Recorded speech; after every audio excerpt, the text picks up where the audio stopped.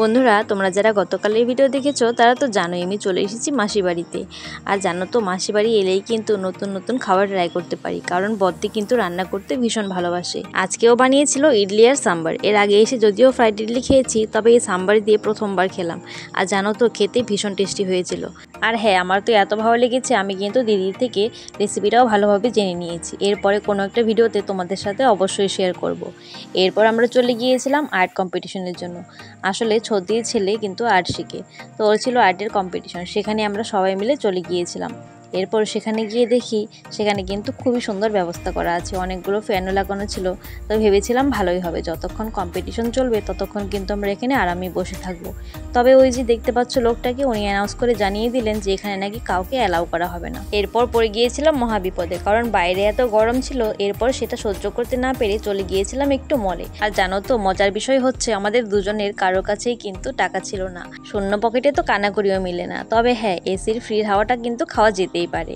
এরপর যখন রিয়ানকে আনতে গিয়েছি তখন দেখলাম এই দিদিটা এত রাগি চোখে কেন যে দেখছিল আমাদেরকে সেটা তো সেই জানি। আর জানো তো সেদিন এত পরিমাণে গরম ছিল, শুধু মনে হচ্ছিল কতক্ষণে বাড়িতে গিয়ে পৌঁছাবো, কারণ এই রোদে যেন গা পুড়িয়ে যাচ্ছিল।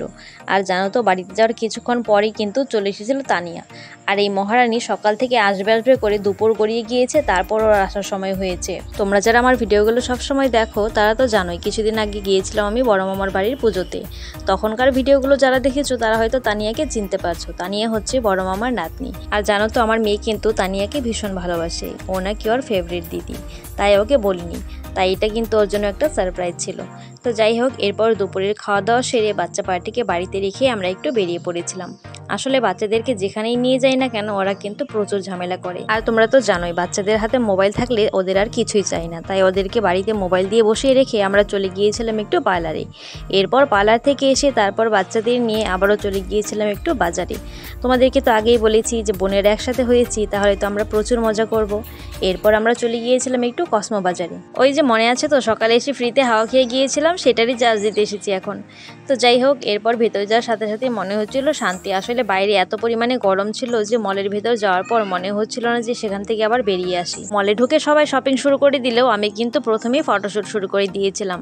আসলে আমরা তো আর মডেল হতে পারলাম না, তবে হ্যাঁ মলের এই গ্লাসগুলোতে ছবিগুলো এত সুন্দর আসে, তাই আর ফটো তোলার লোভটা সামলাতে পারি না। আচ্ছা বন্ধুরা, তোমরাও কি মলে গিয়ে তাই করো? তাহলে কিন্তু কমেন্টে অবশ্যই জানিয়ে দিও। যদিও তেমন একটা কেনাকাটা করিনি, তবে ফটোশ্যুট কিন্তু প্রচুর করেছি, ছবিগুলো তোমাদের সাথে শেয়ারও করে দিয়েছি।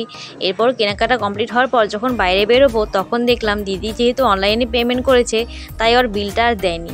আর আমাদের প্যাকেট যেহেতু একটাই ছিল তাই আমাদের আবার গিয়ে কিন্তু দুটো প্যাকেট করতে হলো।